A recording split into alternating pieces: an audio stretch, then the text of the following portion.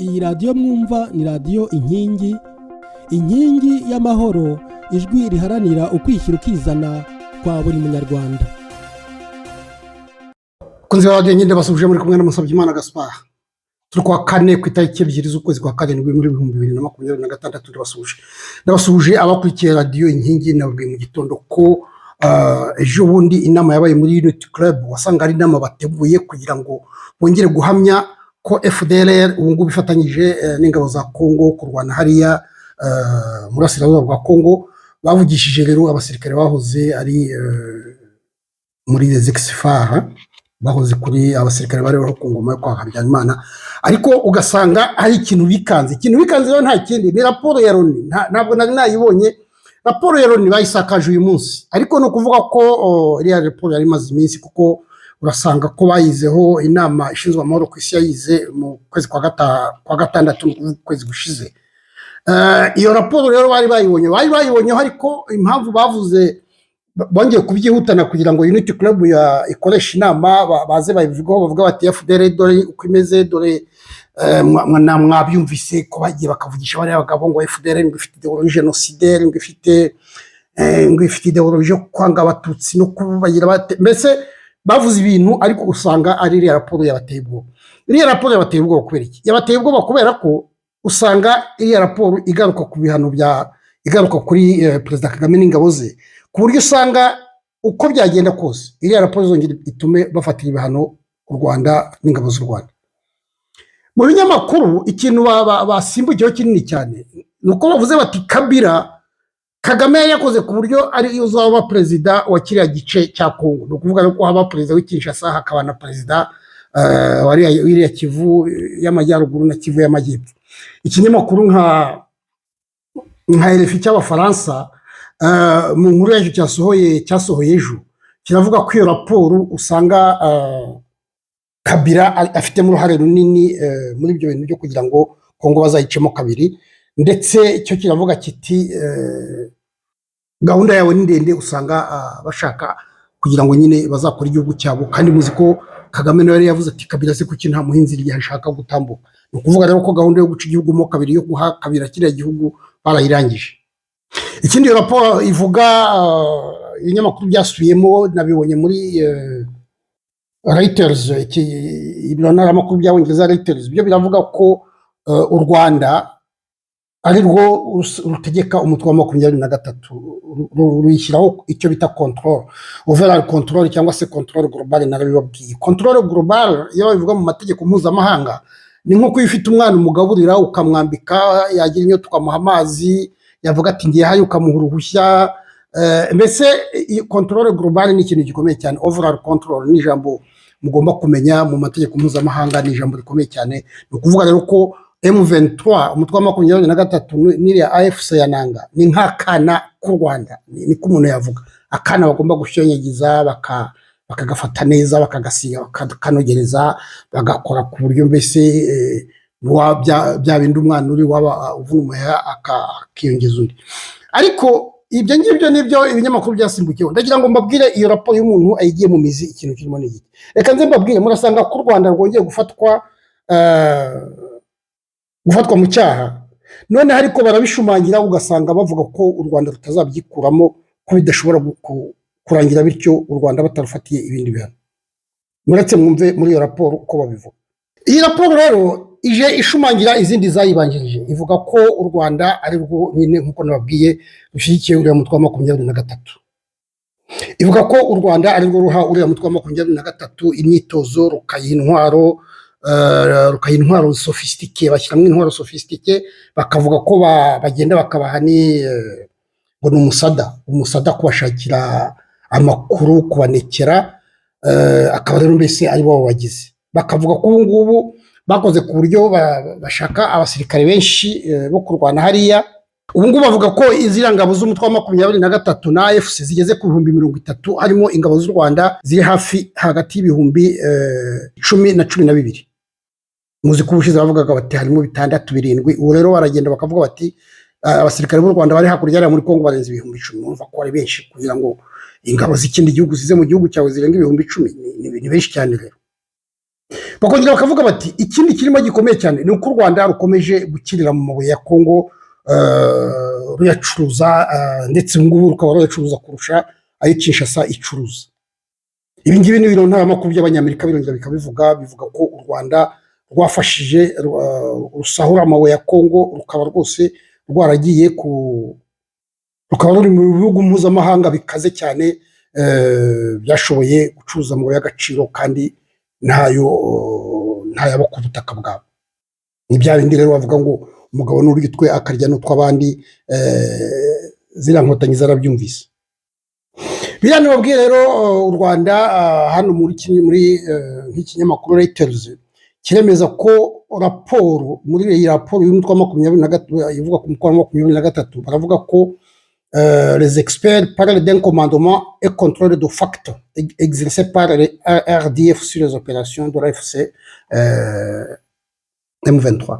Ukuvuga mbese bimwe nababwiye ko ibyo bakora byose ni ukuvuga ko ubu ngubu bari aribo bategeka ziriya ngabo z'umutwe wa 23, akaba aribo rero batuma zikomeza no kuyogoza kariya gahugu. Ariko bakavuga ko ibi ngibi nabibonye mu kinyamakuru Okapi, baravuga bati déstabilisation de la RDC via la FCM 23, l'ONU pointe Joseph Kabila. Joseph Kabila rero ni ukuvuga ko niwe kizigenza hariya. Iki ni ikinyamakuru cyo ku itariki cy'uyu munsi, ku itariki ya 2 y'ukwa karindwi. Baravuga ko Joseph Kabila ari hariya, nababwiye ko aravuga ati kiriya gihugu ni njyewe uzagitegeka. Iriya raporo rero uko bigaragara izongera ibe bayihere wongera bafata ibihano, nta kuntu batazabivuga, kuko barimo baravuga ko iriya migi yose ari Goma, ari Bukavu ndetse na Uvira, ubu ngubu baracyayinuganuga. Baravuga bati byose ntabwo bari kwifata badafite intwaro zikaze zazanwe n'ingabo z'u Rwanda. Ni ukuvuga ko ingabo z'u Rwanda ari z'umunari, ntabwo ari ubwa mbere babivuga, ariko noneho barimo baravuga bakavuga bati Kabila nawe niyo mpamvu bamufatiye n'ibihano, niwe baje bamushyira imbere hariya kugira ngo berekane mbese ko u Rwanda ntacyo rubirimo, ko ari abanyekongo, ari Kabila ushaka ikindi gihugu cyo gutegeka. Nibyo rero bakomeje gushyongeza babishyira imbere. Ariko aba bantu bakoze raporo baravuga bati ibyo bintu n'u Rwanda rubikora rwarabyikingirije, muzi ko n'ubundi Joseph Kabila n'ubundi ajya gutegeka na Kongo, n'u Rwanda rwamutegekeyemo, akaba ari nabyo bibazo ubu ngubu RDC ifite. RDC ikibazo ifite nuko Kabila yayitegetse imyaka 18, ingabo aragenda arazimunga, azishyiramo ingabo za FPR z'inkotanyi, ku buryo ubu ngubu batazi iyo barwana. Hari igihe barwana ukumva ngo umusirikare ngo yafashe ingabo zose n'imbunda ngo yagiye mu mutwe wa 23. Abo ni abantu bose bagiye bashyiramo, u Rwanda rwagiye rushyiramo rwihekesheje Kabila. Ngira ngo mu biganiro nakoze mwumvise uriya mugabo uvuga ngo yahoze muri les exfar avuga ibintu bya brassage na bya mixage, ngo icyo gihe ngo nabo ngo bajyagamo muri ibyo byose. Ariko ibyo byose nkuko nababwiye, Joseph Kabila niwe wari kizigenza, ahubwo yashyiragamo inkotanyi kugira ngo zibe nyinshi. Ubu ngubu rero akaba arizo ziri inyinshi, n'indi ziri mu basirikare, nizo zitegeka za region militaire, nizo zigira zite.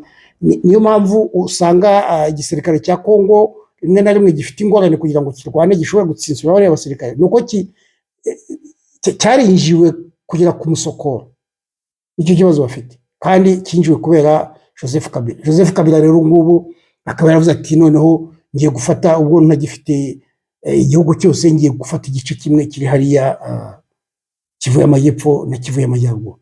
Ibi rero iyi raporo irabisubiramo, iki kinyamakuru kiravuga ngo l'ONU pointe Joseph Kabila. Ni ukuvuga ko l'ONU iravuga iti ikibazo gisigaye Joseph Kabila. Joseph Kabila rero akaba yarazanwe hariya na Perezida Kagame. Ni ukuvuga ko Joseph Kabila muzi ko na Kabarebe yigeze kuvuga ati Joseph Kabila ni wamureze nk'umwana wanjye, ni wamweretse uko babigenza, ni wamweretse uko barasa, ni wamweretse uburiganya bwose. Ibi rero noneho urabona baravuga bati ni wowe genda, ejo batazavuga ko ari twebwe. Ariko ntabwo bikuraho kwa u Rwanda. Iyi raporo y'ishya izana nuko ivuga kuri FDLR, iravuga iti FDLR irahari, ikavuga iti hari aho koko usanga bagifite bakiyandayanda, bagakora udukorwa two kwirwanaho, ariko baravuga ko bakubititse ko batagifite imbaraga zo kugira ngo batere ikindi gihugu. Bakavuga bati kandi u Rwanda rutera hariya ntabwo rwagira ngo rujye guhiga FDLR. Icya mbere bari bashaka amabuye y'agaciro, hanyuma ikindi cya kabiri bagira ngo bafate ubutaka bwinshi Kabila ashobora gutegeka ahantu hanini. Ibi rero iyi raporo ya Loni yabivuze kubera ko u Rwanda nababwiye ko rukomeje kwihikesha FDLR ngo ni menace, ariko iyi raporo iravuga iti les FDLR ntabwo ari menace, ntikiri menace ikomeye cyane nk'uko babivuga. Raporo rero hano baravuga ngo iri minimize le rôle des FDLR. Mu Rwanda rukavuga ruti FDLR ko murimo gusa naho muvuga ko idakaze kandi ikaze ari icyo kibazo, ariko ntabwo ikaze. N'izo bamugana FDLR ko imaze imyaka n'imyaniko hariya mwumvise u Rwanda rwarigeze ruvuga ngo mu ntambara ngo kubera FDLR. No kuvuga rero ko bamugani barabivuga ariko ntabwo bishobora kuzafata. Nubwo bayivugishije bari abagabo bose naberetse buriya ngo niba ari mu nababwiye amazina yabo mu gitondo ngo ninde Kuradupagase Jarud, namwumvise aravuga nyine ngo bari bafite ideologie, n'undi witwa Colonel retired Nshimiyimana Augustin barabavugishije biratinda nyine bashaka kwerekana ko FDLR ari cyo kibazo, ko bayihozemo, ko bazi ko ariyo Rwanda hariya, ko ifite ideologie yo kuzatera u Rwanda, ifite ideologie hutu, niko bavuze bati muvuga ko ifite ideologie hutu, ariko ideologie hutu sese kwa ideologie hutu ngo ni ukuvuga ko bavuga bati tugomba kumaraho abatutsi. Ibyo bintu urumva batangiye kubikangisha, batangiye kugenda babyenyegeza, ariko ntabwo bizafata cyane cyane ko raporo yongeye kuza ishumangira iby'izindi raporo zavuze, ariko none ikavuga iti ikirimo gishya nuko usanga bafite gahunda imaze gutera imbere, imaze irimbanije rwose yo kugira ngo kiriya gihugu Kivu y'Amajyaruguru na Kivu y'Amajyepfo bakigira igihugu kizategekwa na Joseph Kabila. Niyo mpamvu nyine ibinyamakuru byakomeje kuvuga biti Joseph Kabila niwe uri ku ruhembe rw'umuheto, niwe kizigenza ubu ngubu hariya mu burasirazuba bwa Kongo.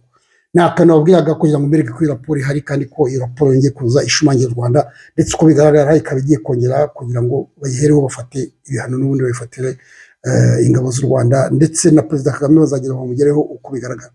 Ngaho mugire umugoroba mwiza. Yari Musabyimana Gaspard.